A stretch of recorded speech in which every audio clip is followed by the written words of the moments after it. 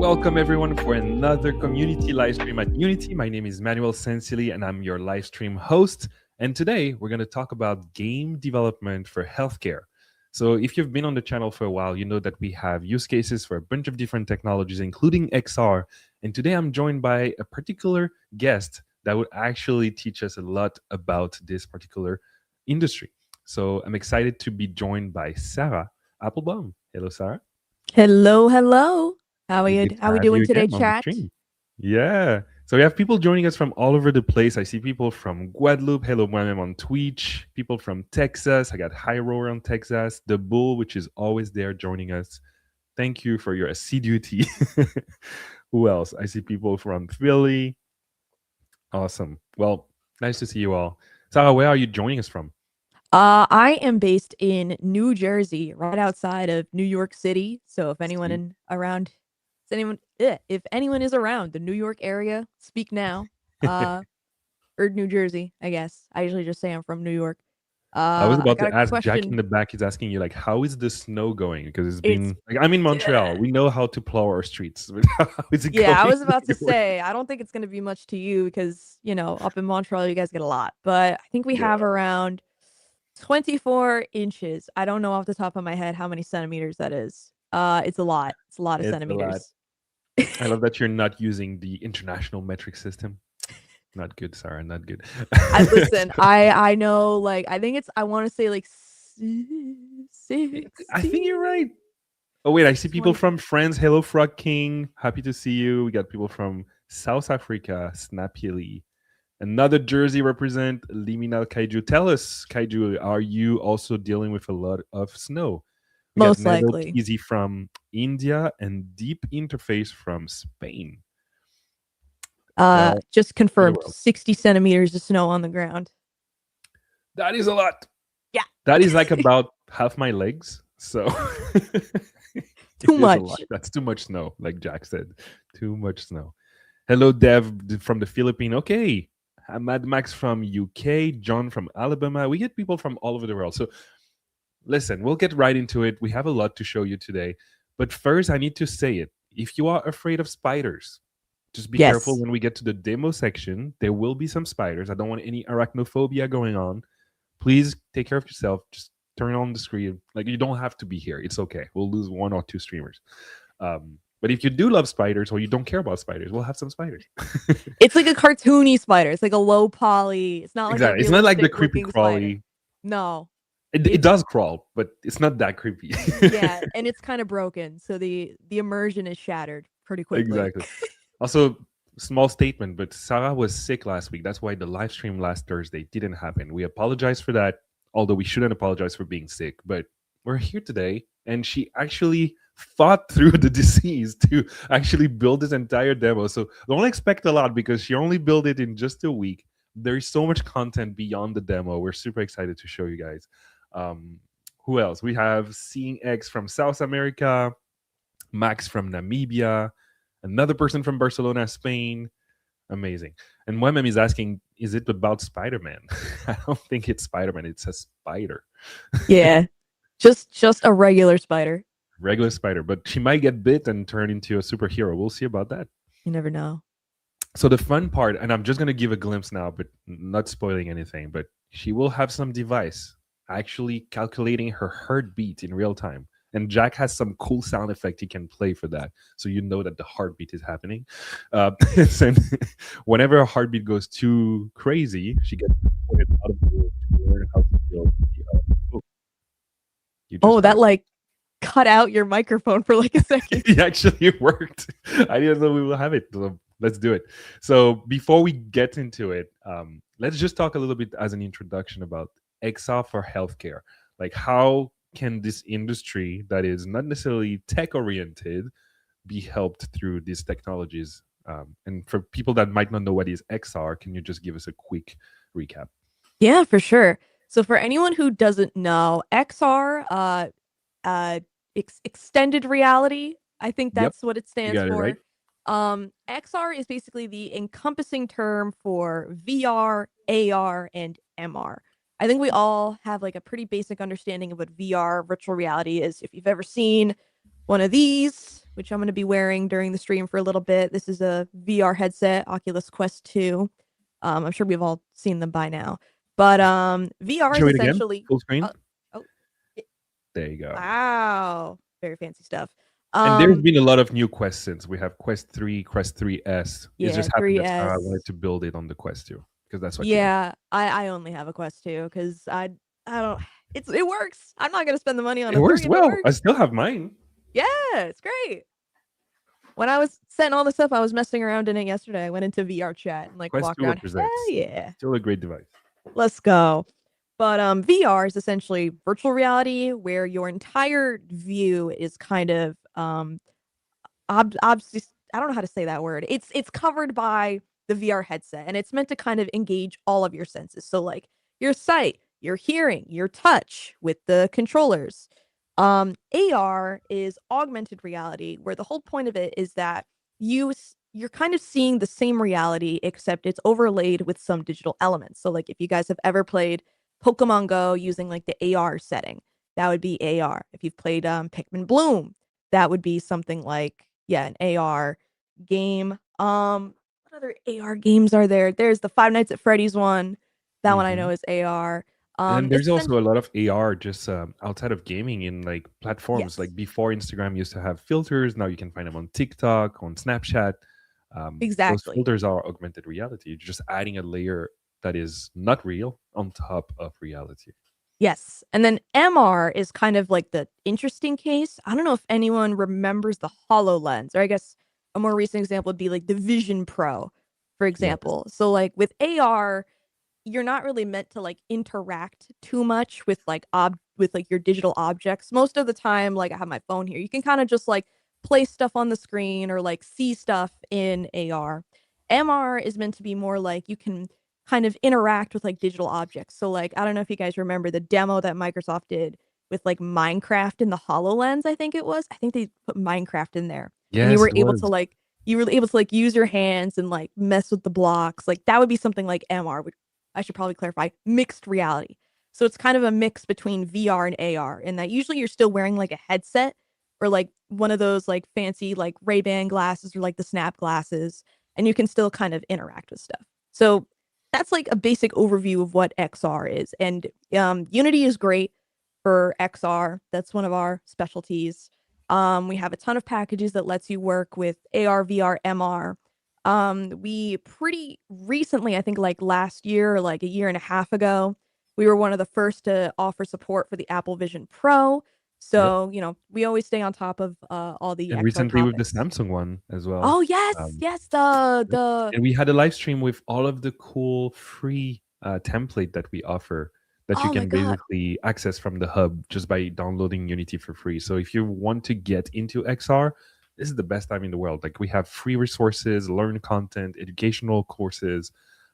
It's really just a good time for XR. And for having been in the space for about 10 plus years, I'm more excited now than I've ever been. So I'm Yes, so I happy that Sarah is with us today to dive into actual use cases. exactly. I feel like a couple of years ago, XR and VR was smaller. Like it was jobs with VR and XR were a lot more scarce, but now it's really starting to take off. And today we're going to specifically focus on the industry side of XR Yes. because, there's a lot of VR, XR games out there, but, we all know the game industry right now is not the greatest it could be, with all the layoffs, studio closings, and so I have personally a lot of friends that are job searching, that are game developers that can't land something. And I'm sure a lot of you are also in that same boat.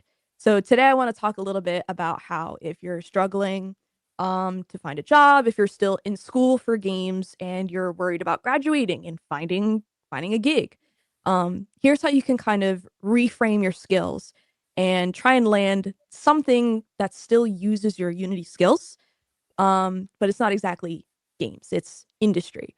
And like I know like if you are a hardcore game developer, you probably don't want to work in one of these industries, but at the end of the day, if you have bills, if you have rent like I do, a job is a job. And sometimes having job experience is more important than working in the job that you want. And I So, want to add to that, yes. and that's a very good point, Sarah, is that those skills are absolutely transferable. And it might sound like it's boring to some, but industry can be as excited, if not more, than gaming. A lot of people that have actually started using Unity for games have transitioned to using it for other industries, not just healthcare. There's all over the Yeah, place: automotive, construction, manufacturing, we're gonna talk digital about that. twins, especially the future of XR with mixed reality becoming more and more developed brings so much more to the table. Actually, in the chat right now, we have people attesting to that. We have Sony Days on YouTube saying, "This is interesting to me because I left the OR in healthcare for game development." So he did the opposite switch. We have Shonalyn 6737 saying, "Hi from XR Therapeutics UK. We treat people with Hey, mental health issues with Unity."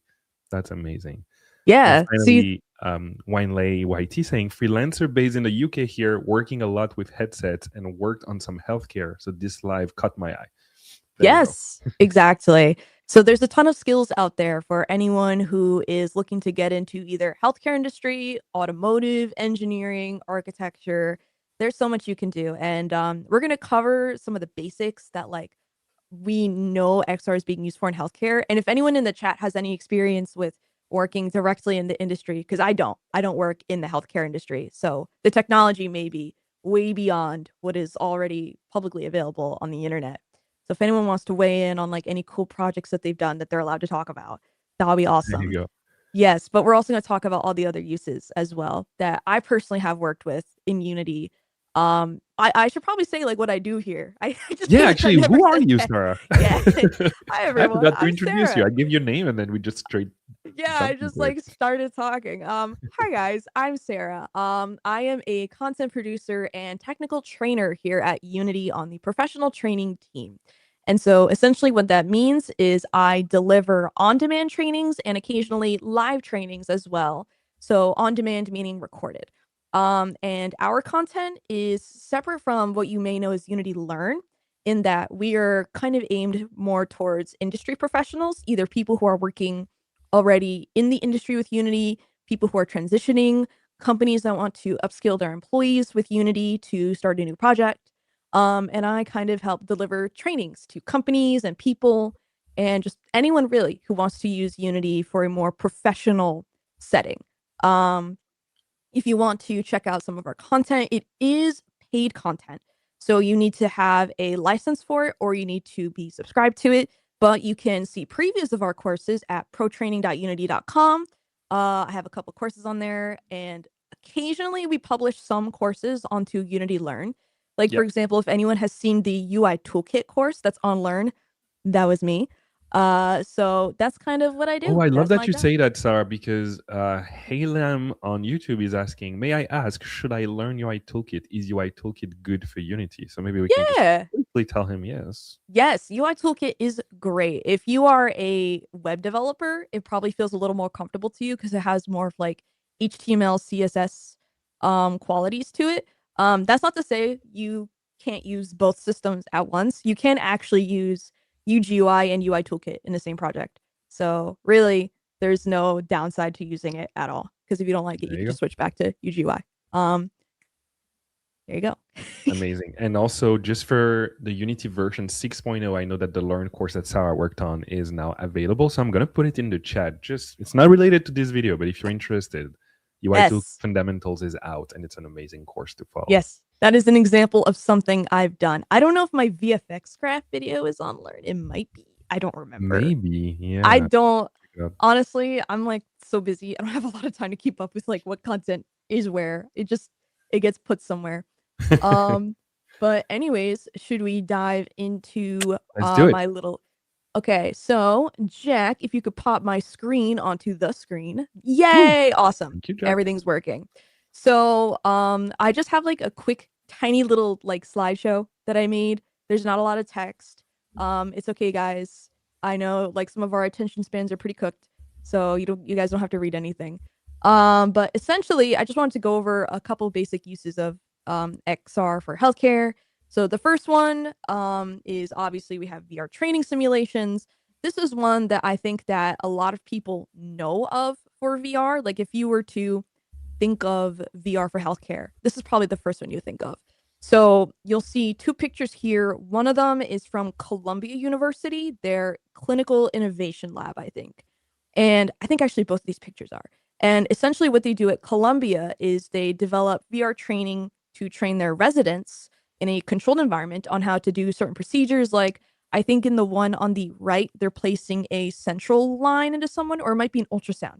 I know they have a training to help people learn how to do ultrasounds before they Mm. use a real machine. And I think the other one might be placing a central line, which is like a line they put in if you need like a feeding tube. And placing it can be difficult, as you can probably imagine. So they have trainings for their residents so that they don't have to do it on a real person. They can do it in a controlled environment before they graduate onto a real person. So I don't need to be a Um, guinea pig anymore. yeah, exactly. You don't need to be experimented on. There is um, a quick comment that I wanted to surface from Sean Allen saying on YouTube, I previously worked in AAA games, which was great, but the buzz we get seeing patients' lives improved after XR treatment is truly inspiring. Exactly. I really like I personally am thinking of maybe one day slowly transitioning to this field just because I love helping people. And so if you are someone who has a lot of empathy for people, if you are a very people-focused person, this might be good for you. These two examples specifically, Columbia, I believe, developed with both in-house and external developers. A lot of universities now are hiring developers to develop tech like this for them. And Oh, there you go, I've Sony. I know Sony was asking, I've been trying to look at the hospital's application website and careers, but I cannot find anything. Maybe I didn't yes, look hard enough. And I was like, maybe you need to look into private sector, but universities is also a great place. yes. If I actually have a slide on here where I just went on LinkedIn and I looked up jobs, but I Nice. have a slide where it's like if you're having trouble like finding jobs, here are some keywords you can put in Oh, like amazing. All right. because VR is such like it's kind of a new thing and it's not really standardized. It's hard to know what job title to really look for. That's a But good point. continuing on, we have VR for physical therapy, rehabilitation. So this is kind of going away from training and more to actual clinical applications. So the Mm. image on the left is from New York Times, and the one on the right is from the American Physical Therapy Association. And they're both from real world cases of VR in patients with motor disabilities, patients who have had strokes, seizures, but essentially they're used to train balance, hand eye coordination, motor functions, and all within a controlled environment. And that's kind of the key word in all these cases, controlled environment. VR is so important for these because you want to make sure that patients are in an environment where you can control most of the variables. So the final one that I have, which is my special interest in terms of VR, is VR for therapy. Mm. I'm someone who has a decent amount of phobias. I have like some super irrational phobias and anxieties. And so this type of stuff really speaks to me. VR for therapy has been around for a while, I'm pretty sure, but it's just getting bigger and bigger. These two pictures, I believe the one on the left is from the VA, the Veterans Association, the Veterans Administration in the United States, which, if you don't know, is the main body that treats veterans with conditions like PTSD, anxiety, depression. And that is one of their new VR therapies that is supposed to help with PTSD. And the other one on the right is, I believe, the University of Central Florida, who they're also working with VR to treat PTSD and other anxieties. And this can be in the form of these more like clinical looking apps, or they can be games. Like I did a study when I was in college about like VR video games being used for like cognitive behavioral therapy, and they have Mm. found that like when you combine it with regular cognitive behavioral therapy and you have the like video game or the VR game, it actually enhances Get the better results of results. it. Yes, like Okay. tenfold. It's a huge field that they're exploring. So in this video specifically, I'm going to be sharing an app that I prototyped within like a couple of days to treat phobia of spiders, just to kind of give you guys an idea of like how you can use Unity for these kinds of things. So yes, warning arachnophobia. Although I don't know, maybe this will help you if you have arachnophobia. I'll send you the app. You can try for yourself. We'll replace it Um, with a teddy bear in the yeah, next version. exactly. You just need to learn how to see the spider as a teddy Actually, bear. fun fact. Well, maybe if you feel comfortable, you could share some of your phobias, but I've heard about a phobia that's pretty Not that rare, but it is rare, of course. But that not a lot of people know, and usually makes people laugh. But it's actually a real phobia, so it's not fun to the people that deal with it. So please don't make jokes about it. But it's called, I think, anatidaephobia, and it's the constant fear that you're being watched or spied on by a duck. Completely irrational, completely niche, but it exists, and you can look it up. Yeah. I know there's one where it's like some people have phobias of balloons. Like I remember I saw a clip a while ago of some guy who was on like a talk show and like he had a fear of balloons and they like brought balloons on stage and he like freaked out and like everyone was laughing at him. But like really it's not that funny. Wow. Like, if you have a phobia of something and you're freaking out, that's not that funny. Like But it's I true that think exposure therapy works, and so being able to yes. build your own environment in Unity to deal with those very specific phobia can be an extremely well, positioned application for that to help people. Exactly. I love that. Like I will share my biggest phobia is probably getting blood work done. I don't like needles at all. Like Same. if I have to get blood drawn, I will faint if I'm not lying down. It's a whole thing. I like have full panic attacks. It sucks. And so I thought about making the environment like a blood draw, but I was like, well, if I freak out on stream, that's not going to be too fun. So I figured I would have it as one of like my lesser phobias that I can kind of control, which is spiders. So you chose the one that's just the most common for all the viewers. Cool. Yeah, that. So that way everyone can be freaked out with me. If I have to suffer, you all suffer. You're not Um, alone, Sarah. A lot of people are relating in the chat on Twitch and YouTube. exactly. But going back to that person's point about when they were talking about having trouble finding listings, Yep. I went on LinkedIn and I basically just put in like VR developer, healthcare. I put in all the terms, and these are some of the ones that popped up for me. So you can see there's like a ton of different names for these jobs, and so yes, they're hard to find, but that's only because there's no really standardization of names. So you have stuff like developer, you have stuff like ops specialist, development engineer, simulation coordinator. And so just for anyone who's looking for these kinds of jobs, these are probably what are going to pop up. So And the like I salaries know, are amazing, sometimes yeah, pretty more than what you decent. can find in the gaming industry.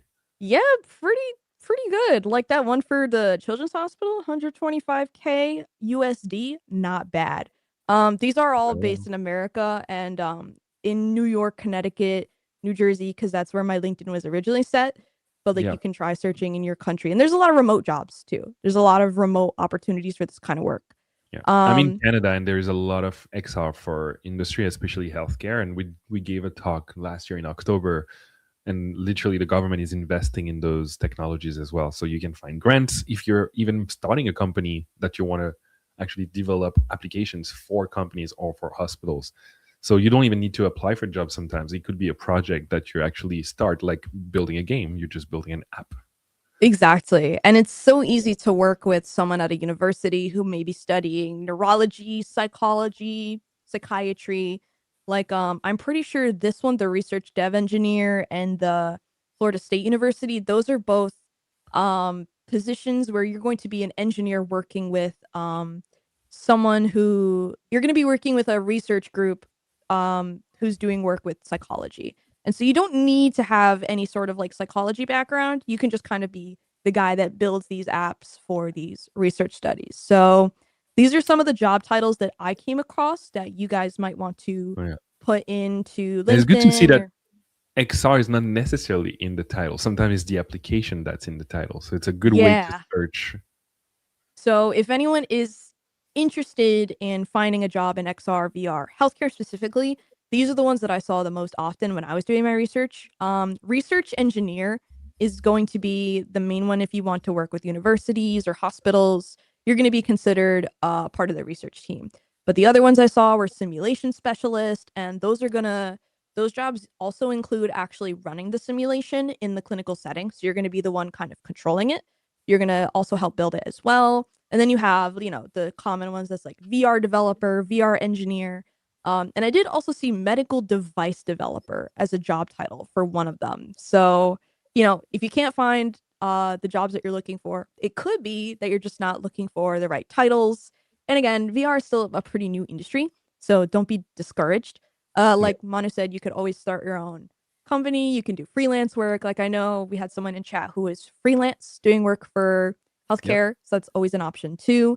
But I think it's just important to keep all of this in mind because the state of the industry is so bleh that if you are looking for a job, if you're looking for some way to apply your Unity skills that you've worked so hard on, this could be an option for you. And later on in the stream, I'm going to go into more like what you can use Unity for in terms of other industries, but that's going to be after I show off what I built, which we're going to switch Quick over to. quick comment on YouTube from Javier Fernandez 9569. He said, "Hi, we're a team from Spain. We've developed a medical XR app for surgeons to visualize patient medical imaging in XR and support surgical planning. Really enjoying the session." Oh, So I'm yes. If really enjoying the session, and it's a great use case. Yes, especially if anyone, who may know people who are doing this kind of work or who has a company doing this kind of work, definitely drop a message in chat, Yeah, let us especially know. yeah, if you're looking for developers, if you're looking for people, we love having an open community here to help people find their next gig, find a connection, make a connection with someone.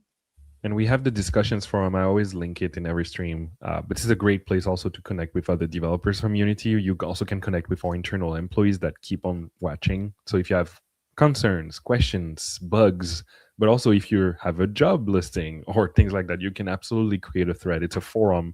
It's called discussions at unity.com. It's a great place to connect. Yes. So I'm really happy we're doing a stream like this so that people who are actually working in these professions can weigh in, give their 2 cents. Because I don't work in that profession. I'm just here to talk about it. I work at Unity, man. But yeah, definitely for sure. All right, Thank so you, I'm gonna Sarah. I get think that's this. a very cool use case. And we're always happy to have you. So whenever you want to come back, Hell yeah. whenever. All right, I'm gonna get this set up real quick. Cool. This is always the worst part. We'll see if it actually connects or not. Sometimes it does, sometimes it doesn't. I think that's the cool part about XR is that everybody that has played with it or have developed with it knows that there is some finicky aspect to it. Sometimes the problem comes from the computer, sometimes it's the device that's not necessarily set up properly. Oh, The no. connections can sometimes be a bit weird, but when you get the gist of it, it becomes really easy to iterate. To me, the best part of, especially coming from a design perspective in XR, is to reduce the gap between building and testing, Oh, and that's the whole part of Unity is you have the play button in the middle to do that. In XR, if exactly. you're connected with a cable or even without a cable using the distant connection, you're able to really quickly move from testing your idea to literally manipulating the world with your hands or using the controllers. So it's a really cool way to also just like test your ideas before you move on and develop them more complexly. Exactly. All right. I think I'm linked into my computer here. Oh, cool. Jack, you have it on. I'm gonna be Yes, doing this really awkward, like looking up through the looking Google under, hole yeah, we right know here. that. Great feature, by the way. Shout out to I Meta know. for leaving a Shout little out bit to of the nose space on the hole. cheekbones. Okay. So let me all right. It might be a little finicky because I'm technically parsecing into my Windows computer, because developing for VR on Mac is still not totally there yet. So let's come into my. Also, can you hear me just fine? I can't see where my microphone is Absolutely. at all. You are well heard. I'm gonna make sure that I'm like kind of positioned here-ish so you can still hear me. Where I can't see at all. Hold on. Desktop, VR. I'll switch into VR mode, and then to do further demonstrations, I'll probably put in desktop mode just because this is finicky. But honestly, developing VR in Unity is pretty easy. All I did was install a package, pop the XR camera in the scene, link my Oculus to my computer using the Meta app, and now if I press play, and let me make sure my heartbeat sensor is working. Okay, it is. My heart rate is kind of high. Hello? Oh, you're not in play mode on the screen yet. Yeah. In the meantime, someone was asking about Frog King Game Dev. Hello, I study gameplay programming and I never programmed anything in XR. Is there any resource for beginner online? Absolutely. If you go on this very YouTube channel and you go in our live tab, you'll be able to look at every previous live session we've done as a video on demand, VOD. And we've done a couple very recently. I think at the end of last year on the updated template for XR. So there's a lot that you can look into from those templates that can actually teach you. And if you're interested to start in XR, I think it's a great place to be. So I highly recommend you look at those. All right, give me 1 second. I'm trying to. No problem. The problem with this is that whenever I get on stream, I get a little nervous, and so my heart rate. Okay, here we go. So essentially, Oh the yeah, game so let's detects I'm preface freaking that. So out. your BPM is your heart rate, and if it goes Yes. above 100, you get teleported out of the spider room. Yes, I get teleported out of the spider room and I get placed in this little like meditation room here. And I'm essentially told, breathe out, breathe in, calm down. And then once it Let's do detects that. that Let's my all breathe out with Sarah. yes, Bring her exact breathe down in. from 106. Ooh. Yeah. But essentially the point of this is teaching myself to calm down when my heart rate gets a little too high from seeing the spider. It puts me in this little white room over here. Yeah, my heart rate is not gonna go down because when I'm on stream I get You're nervous. just so So what we're gonna excited. I know. What we're gonna do is we're gonna go in and actually you're gonna see some code. Congratulations. We're gonna lower the heart rate real quick so that the code is so simple and I'm bad at coding, so don't laugh at me. But we're gonna do like yeah, you know what? Let's do like if it's above like 101 Maybe 105? yeah, maybe okay, we'll do it so like if I'm above like 110, I'm Okay. scared. And if I'm between like 101 and like yeah, 109 or maybe we'll just, you know what, we'll bump it down to like 90. All right. Someone in So the chat suggested Valem YouTube channel for VR dev tutorials. Absolutely. Valem is a great content creator. He's also from France, like me. And he does a great job at teaching Unity for VR. So if you never developed for VR, if you are from the game development community, even if you never use Unity, it's a great place to start as well. here we go. All right. Now I'm in the spider room. So essentially, Arachnophobia. I know, arachnophobia warning, the little cartoony spider over there. But essentially, the main point of this app is that you have the user sitting in this room with this spider. And the whole point is to watch the spider walk around and stay calm. He's supposed to walk on the walls and on the ceiling, but for some reason that only works when he's outside of the room. Like he can walk on the wall outside. I don't know why that happens. I haven't had enough time to look into it. Collision issues. Yep. I know, but yeah, Maybe it's flip something to do with normals. the normals and the collision issue. But essentially, the point is to sit here. Where did he go? I think it's Where'd my right under you or something, where'd or my outside spider behind go? you. This is gonna be fun with the microphone in my face. Ow! I just hit my head on the desk. I don't know Please where my don't spider die, went. Sarah. We need you. I know. Okay. I don't know where my spider went. I think he's behind. He might actually be outside. He likes to walk away a lot. He has his own. So your Yeah. excitement is at 107, 108 now. Yes. So, essentially, I'm having my BPM tracked off my Samsung Watch right now. I have it Okay. hooked up to an external service with a bunch of API WebSocket calls, putting it into Unity. That way, I can read in my BPM and do game decisions based on my current BPM. And so, where did my spider go? Hold on, we're gonna reset this. I want him back. Maybe start over. Yeah. Yeah, I'm gonna. You know what? Here's what we're gonna do. He's gonna be trapped. I'm not gonna let him walk around. Even Think, Rich on Twitch said, "Imagine the spider suddenly appears IRL." yeah, exactly. Okay, we're gonna make his walk speed like basically nothing, so that That would he be true can. mixed reality, even. Yeah, he's gonna sit still because he's not behaving. And see, this is the best Still part. scary, but just not moving. You can have a controlled environment. Okay, here he is. Yeah, you stay there. Ew. Good boy. All right, You did a so good job with the legs movement. thank you. It's not my animation. It's I got this spider from the asset store. I don't remember who the creator was. I can find it and give him credit. If But you it's a do, free. we'll add it to the comments so that people can look it up. Yes, but this is a free asset store spider. Comes with the animations. But essentially, the point of this is I need to sit here with the spider, and keep my BPM steady. If my BPM goes above a certain threshold, I get teleported to the meditation room, and I have to chill out. And then when I have sufficiently chilled out enough, I get teleported back to this room. When your BPM is elevated, so when you're not exactly calm, but you're not exactly freaking out, the text turns red, so you can kind of monitor yourself. So let's see if I can get below 90 here so that the text can turn back to white. I don't think that's going to happen. No. Maybe you need to like shake, do something with I your know. breathing. Yeah, it's because I'm on People said the stream. fact that the spider disappeared would make them more afraid. Yeah, you know what? Maybe you shouldn't do this if you have arachnophobia. But essentially, if I get myself really freaked out here, so if I go above 110, so like if I move around a lot and make my heart rate go up, I was doing a lot of this through testing. I was just like Oh, it making works. myself, yeah, You're going up. 106. come on. Ah! Oh, yeah, there we go. There you All go. right. So now I get sent to the meditation room and I have to basically sit here and breathe, do breathing exercises until the software has determined that I'm sufficiently calm.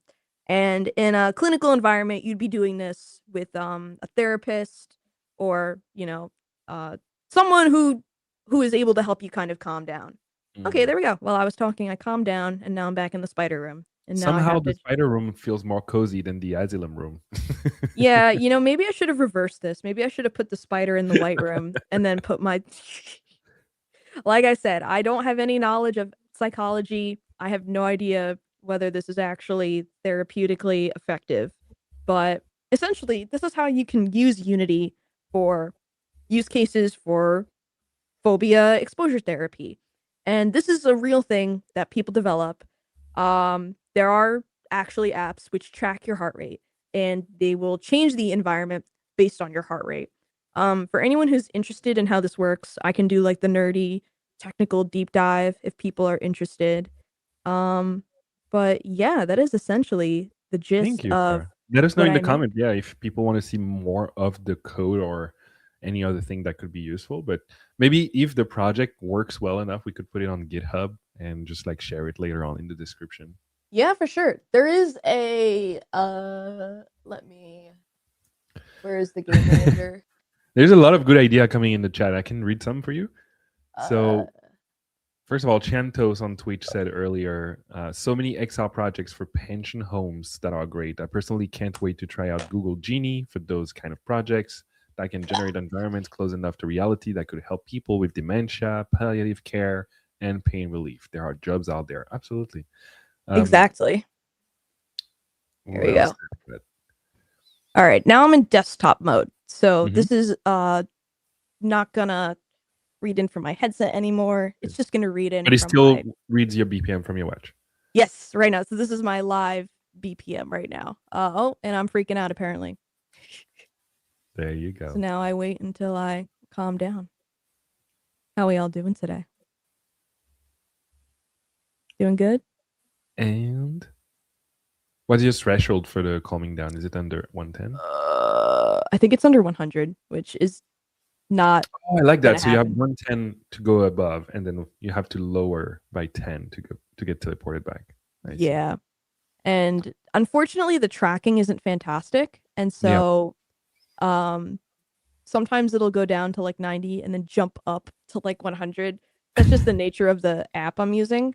But yeah, for anyone interested, I can essentially go into what I did. So where is So someone said, "I am interested." It's okay. Liminal Kaiju. The bull said, "Game development is wild." I think he was referring to all the shenanigans we have to go through for testing.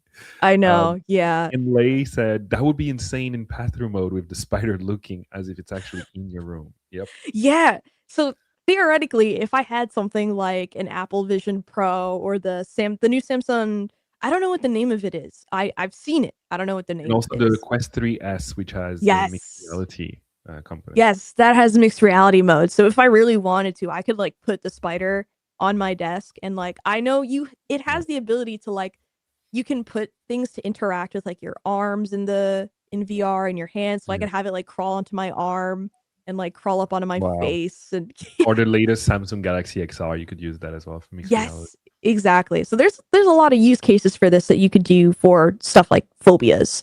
But essentially, if anyone is interested in the technical aspect, a little bit of this was vibe coded. I'm just gonna say that I had to vibe code a little bit of it because I didn't have a lot of time. I don't really like vibe coding things that often, but I had to. So that's my disclaimer. But it's okay to vibe code if you understand what you're coding. I understand what I'm coding. I'm an Plus, expert. it's a portion of your project. It's not like you prompted Yeah, one no. thing and got the entire thing. You're just helping the Yeah. coding part because that's not your forte. I think Yeah, a that's couple of totally this is vibe coded, but essentially, if you're interested in the code, I have an enum here that reads what mode I'm in, so whether I'm in desktop mode, and that's all done. Up here, have the enum, whether I'm in desktop or VR mode, and that's for building it. So if I wanted to build this for just desktop mode, for example, so if I wanted to like turn this into a horror game and like have people play my horror game with their Samsung Watch and like there's a couple horror games that do that actually. I'm pretty sure. There's horror games that will like read your BPM and Mhm. like do crazy stuff to you if you get scared. Um, but I have some stuff. There was supposed to be an effect where like if your heart rate starts to speed up, there was going to be a little red vignette that kind of like fades in and out to be like to kind of warn you you're getting scared, try and like calm down. But it's not working. I don't know why. So that's kind of what the red text in the BPM does. It's kind of the replacement. This is all just like whatever code. Ignore all this. This is just to like make the overlay and all that. But essentially, I just have it all reading in from like a static class that basically just keeps track of like what BPM number correlates to what state. And I do this in just like a getter method. I'm sure there's better ways to do this, but I'm not a computer scientist. I never went to coding school, so my And code this is is not fine. optimized. You don't need to build beautiful projects. Exactly. It works. If it works, it works. So essentially you have this calming loop over here that basically teleports you to the meditation room, begins the breathing exercise. There's supposed to be music. I didn't get a chance to put the music in, and also I don't think you'd be able to hear it anyways, but you can put some like calming lo-fi meditation music in there to be like, ah yes, I'm going to calm myself for the spider. And so essentially, while you are not at your resting BPM, you repeat the breathing exercise, and then once you are calmed down, brings you back to the spider room. And that's essentially like most of the main gameplay loop. The rest of this is just like helper methods that Okay. essentially are just like I essentially just extracted out like all the methods because I hate having like big long methods. It freaks me out. But the I like how your main code is also structured from the perspective of the features in your app as well, so we can clearly see the different like building yes, blocks. this is some of this is the vibe code, but most of this is methods that I started to write and then halfway through I realized, "Oh my god, I have no time." And so I popped it in and then it wrote the rest for me. So most of this Mm. is my own code. But the main thing is probably that I'm sure people are interested in is the BPM reader. Yep. Essentially, I'm gonna scroll down. You don't want to see my secret token. I don't want people taking my token. But essentially, Probably delete it right after this live because people will use it. I mean, yeah, I'm gonna delete the token right after this because I'm technically using like a free trial of this service. Or the entire And community will just track your BPM forever. yeah, exactly. So I am using this service. I don't know if I'm allowed. Am I allowed to like plug other websites on this stream that like what I'm It's using totally to fine. I mean, okay. unless you're putting IP copyrighted content, then No, I I'm have to not. take the stream down. But it's good to shout out the thing that Uh you use, even if it's where not only Unity. yes. So I'm using this website called Pulsoid. It's essentially a little widget that streamers use. So like you can see this Mm. guy's is he live right now? Oh, nice. Okay. Yo, yeah, you go. You go run, Dan. But essentially, I'm using Pulsoid, and what I do is I have a API key, and you can see my watch is currently connected. I have an app on my watch that sends my heart rate to this website, and then I can take my look at all the calories I've burned. Wow, Wow. look at that, just from being scared. It's cool that you have a dashboard for it because usually those things give you API but not the UI for it, and it becomes really hard. For example, I have this tracking ring on my hand right now, Oh yeah, yeah. and I forgot the name. I think it's the O something. But anyway, you can also track, your BPM with it It doesn't have to be just like a wearable on your wrist if you don't like to have a whole watch. I personally don't have watches, so a ring for me is just enough. But it Yeah, like your sleep, you can connect a lot of that concept to your XR app that could be related to yeah. you sleeping or anything else. You can theoretically send that data. There's like more complicated ways. Like if you really, really wanted to do this, you could write your own wrapper app and Yes. load it onto your watch or your ring and then send all that data. But essentially what I'm doing is I'm using this service because it was easier. And then I'm sending my heart rate here. And then inside of my, this is gonna be fun because I'm parsecing. I'm essentially, no, not the token. Whatever. I'm gonna delete it. I'm gonna delete it. Who cares? In lay, Um, YouTube said definitely delete the token afterwards. yeah, Side with security I'm gonna first. delete the secret key from my Pulsoid anyways. But essentially, I'm taking the heart rate, plugging in my token, and I'm accessing it through a WebSocket, and I'm using a WebSocket package that Mm. oh my Unity WebSocket package. Yes, I'm using this package from Endel. Thank you, Endel, which essentially allows you to make API calls inside of Unity. And so Mm. what I'm doing is I'm essentially just opening the WebSocket, and then when I get a message from the socket, I parse it. And because I'm basically just getting the plain text only heart rate, I don't have to like do any crazy JSON Oh, you parsing. just like display the way it is Yeah, directly. it's just the raw BPM, which Oh, that's Pulsoid cool. has. So Is thank you to that what Pulsoid. Samsung gives you, or is it just the way that this API works? This is the way that the API works. I think Samsung might send some other information like the time, Okay. and the what's it called? Frequency The or frequency, yeah. yes, the frequency. But I'm just grabbing the plain BPM from Pulsoid, and Nice. then this stuff down here didn't work, so ignore all this. But essentially, I'm just plugging that into handle message, and then what handle message does is if it's not detecting the heart rate, just set it to 80 by default because I think that's like default. That's like my default resting heart rate. Yeah, for Because I most have, people it is. yeah, Unless I you're a have scuba diver or something. anxiety. Or if you're Yeah. an astronaut. Yeah, I have anxiety, so my heart rate is always a little bit because I'm always just like a little nervous. I'm like one of I those think like most of us shaky. are. I don't think that's so rare. I know. I'm one of those like shaky dogs that just like kind of is always a little bit shaky, even if like they're totally normal. That's And kind they of have just their what I tongue am. out. Yep. Yeah, exactly. That's kind of what I am. So I kind of set it to just like my regular heart rate, and then I feed it into this static class that basically just keeps track of it, and then that all goes back to the game manager, Sweet. yada yada yada, boring nerd stuff. But inside of we're still going. Oops. Uh, The spider has but just been waiting for you the whole time. I know he's like, Like, come are you back. coming back? Yeah, like let me scare you. Actually, Uh, Thallium, one of our French viewer right now, just gave a cool idea. Maybe if you do want to develop that into a real app one day, he said a red vignette would just make me even more panicked, just the color red. So maybe more of a heartbeat sound synced up with your actual heartbeat would be better for ooh, increasing your actual heartbeat. That's a good that idea. would be ooh. Ah, Très très I'm bon, trying to j'aime think ça. of like how you would even do that. That would be really cool though.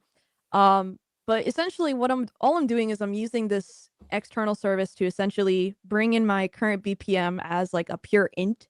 And then with that int, I can essentially manipulate my game logic however I need to.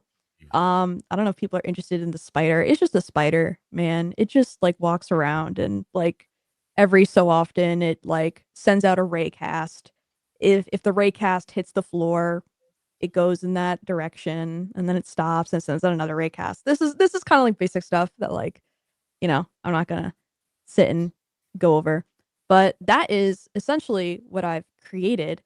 Sweet. Um so if anyone has any questions, I can stop here. If anyone has any Yes, please ideas let for us like know in more the stuff. comment if you have any particular question about what we just saw. And I Yes. think I think it's fantastic that you're able to do all that while being sick and in less than a week. First of all, that just Thank you. attests to how easy it is to prototype with Unity. But you do have a lot of experience, so let's preface that with if you never do VR, never did VR before, the templates are definitely a good way to start because you could use the template that's on the hub just to have a room first of all, to have the whole navigation in VR, moving your hand using the Yes. controller.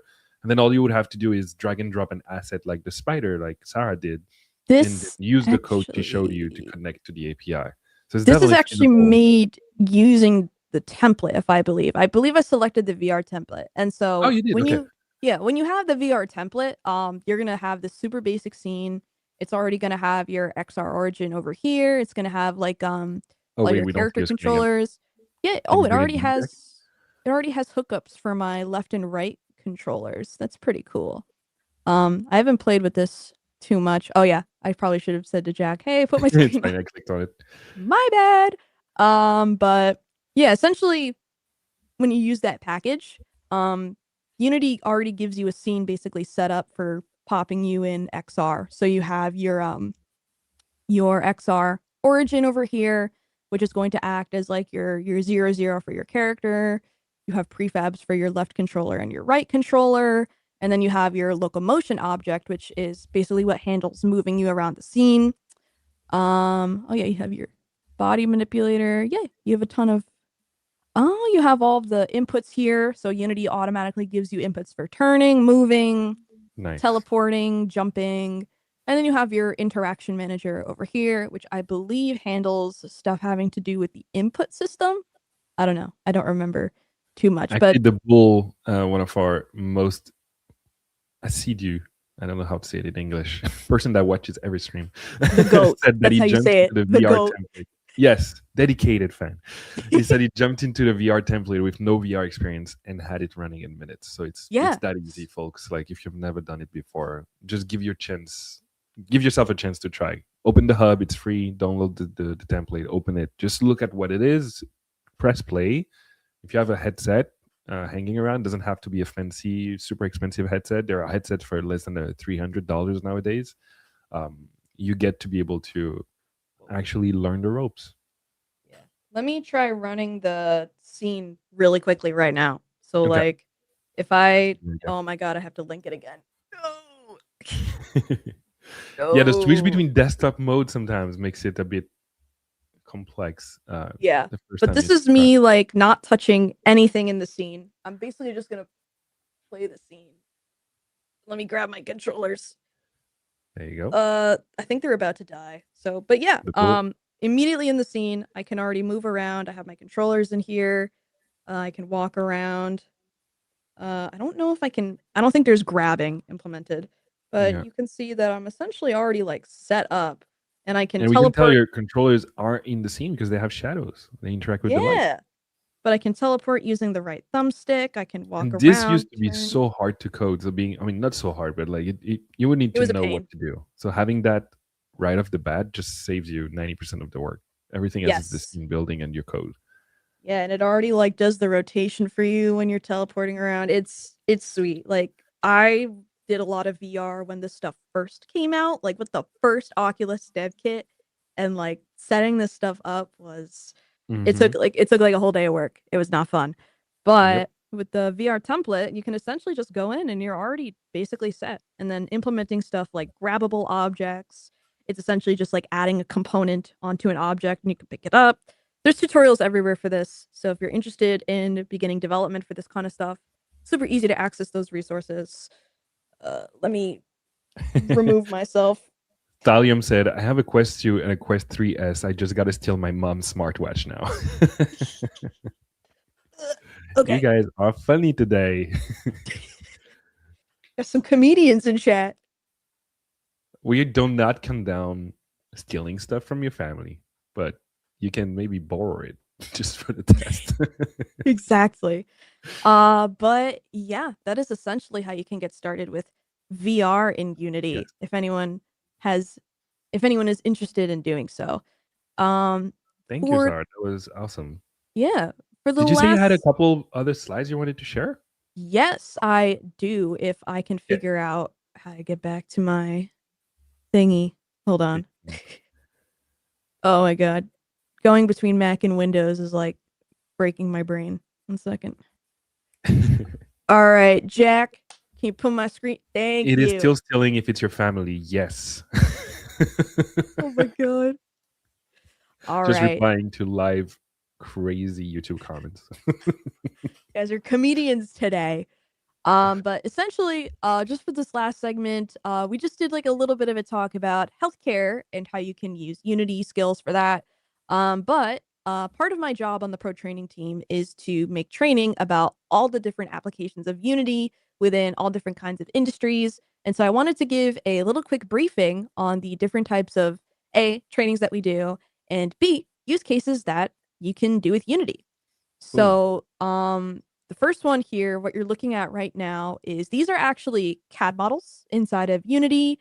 This one specifically is the industry viewer template, and that's free on GitHub. You can, if you just look up Unity industry viewer template, you can grab it, download it, and mess with it.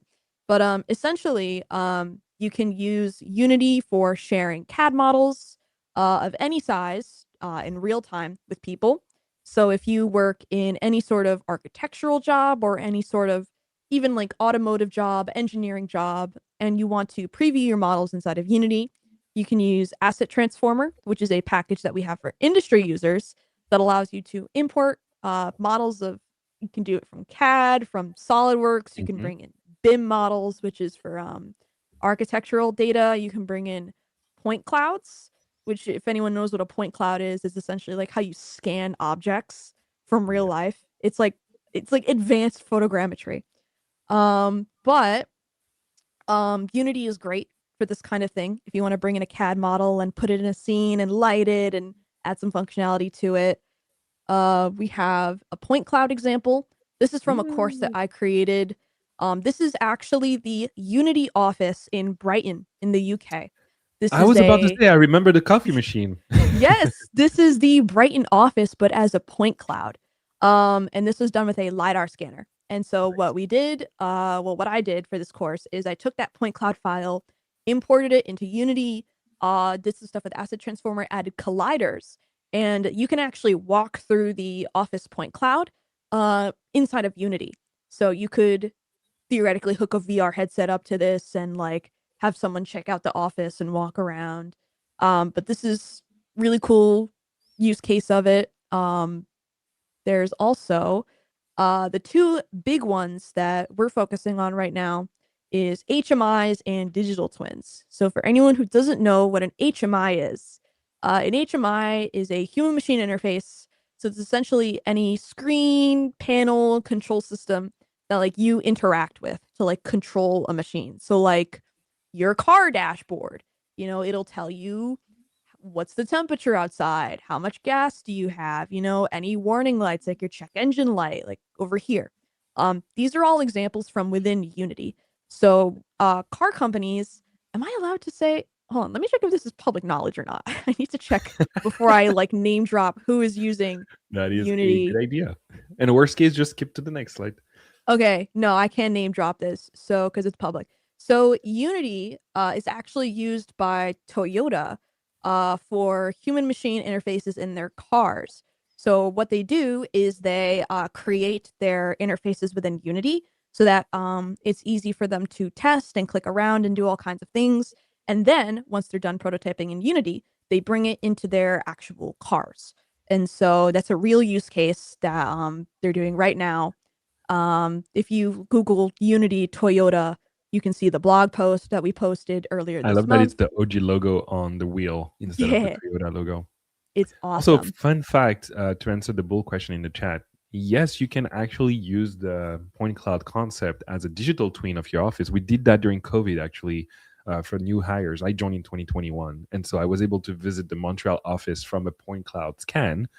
Now, you could do that with Gaussian splatting. We have a way to import Gaussian splatting in Unity as well, which gives you even more possibilities. And with the future, with Genie, there's so much more stuff we can do.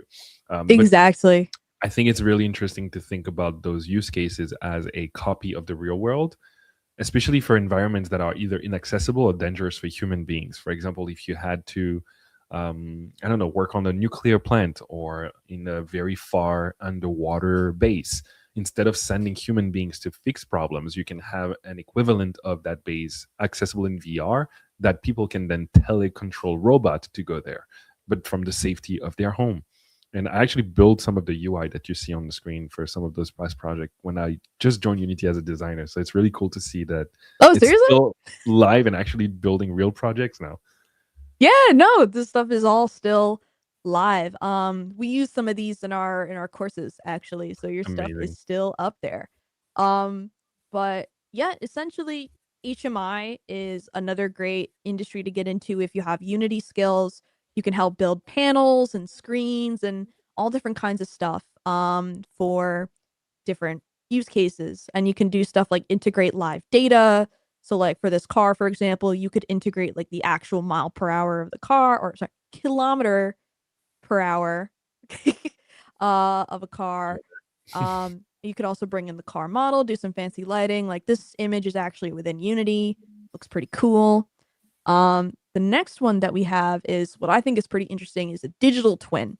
So a digital twin, for anyone who doesn't know, is essentially a virtual copy of something that exists in the real world. So like let's say you have like a car, like a toy car, and you create a version of that car in Unity. If you Mhm. connect sensors to that car, you can move the car in Unity from your car in real life on your desk. So, like for example, if you have a sensor on the wheel, and when you roll the car along the desk, the car in Unity will roll. If the car battery gets low, you can see that reflected in Unity. But essentially, you could see everything happening to that real car in the digital world. Yeah. And there's actually a couple of real examples. So this is from a course that we did at Pro Training with a live data center. So all of the information coming from the data center comes into the Unity project, kind of through what I showed with like WebSockets and APIs and networking stuff. But you can essentially view the status of the data center and go in and check it out from within a Unity application.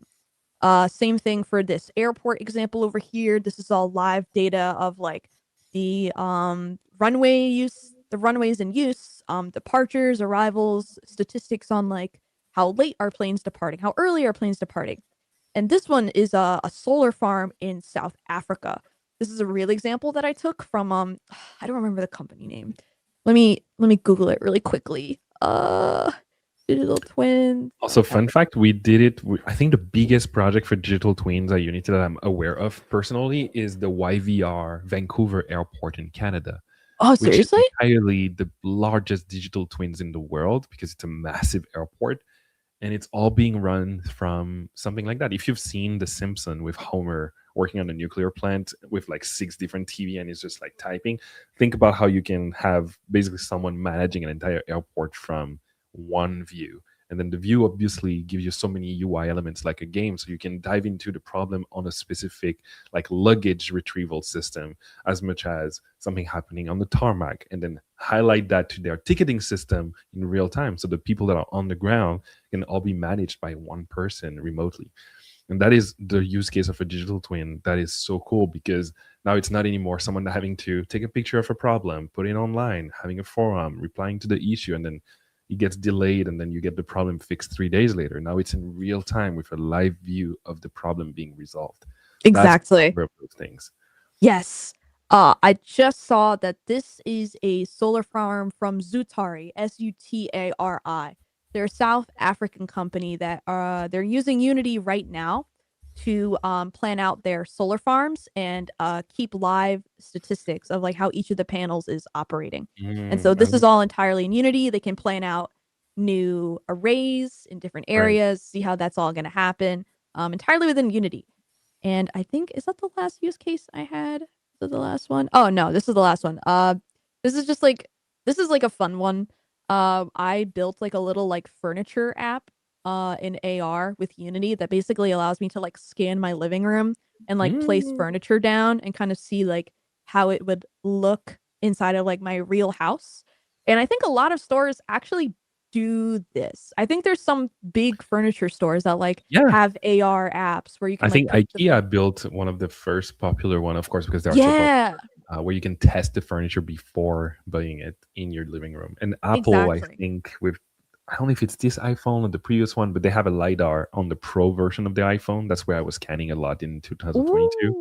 And Ooh. so they allow you to kind of scan around and it automatically will create some very common objects like a bed or a couch or in the walls of your house, you could easily create like a floor map generated from the lidar scanning. And this is so useful because then if you have this type of apps, like you say, it's a really cool implementation that brings a little bit more immersiveness and reality to your games or your controlling app. Seriously. And like imagine scanning all of that and like being able to place the furniture and then like pop on your VR headset, walk around your space, check it out, see how Yes. it actually feels when you're there.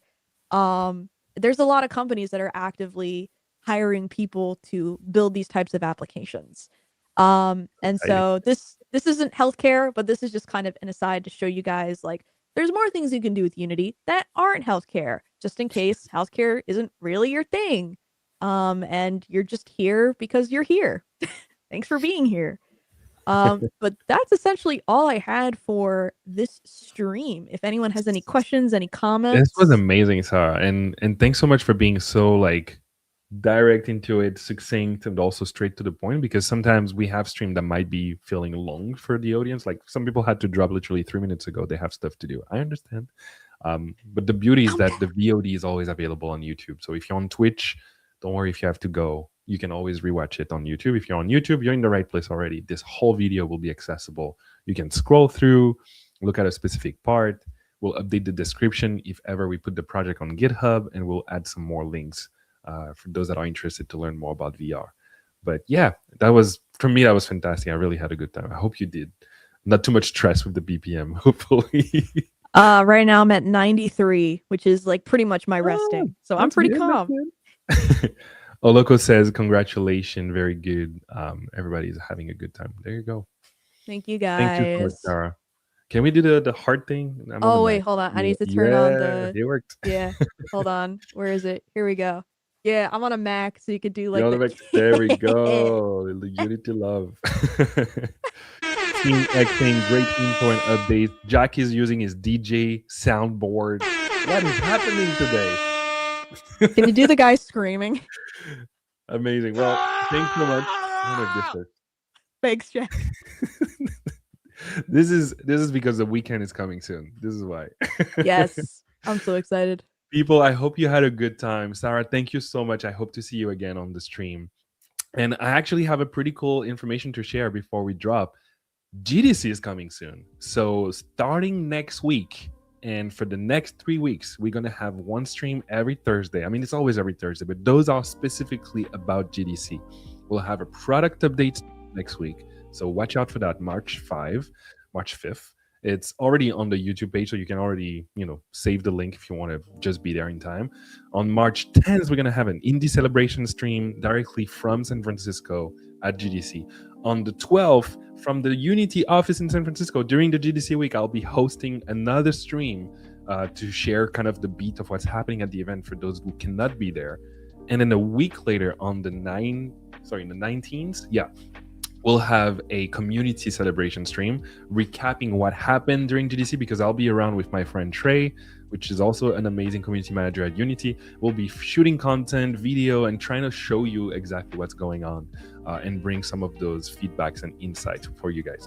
And we'll have some surprise guests. I'm not going to name them, but it's people that you know from either Unity developer community, YouTubers that are super famous, or insiders. So get ready for a lot of cool GDC streams starting next week. March 5th, March 10th, March 12th, March 19th. So until then, please have a great day. Thank you so much for following us again, and I hope to see you soon. Bye.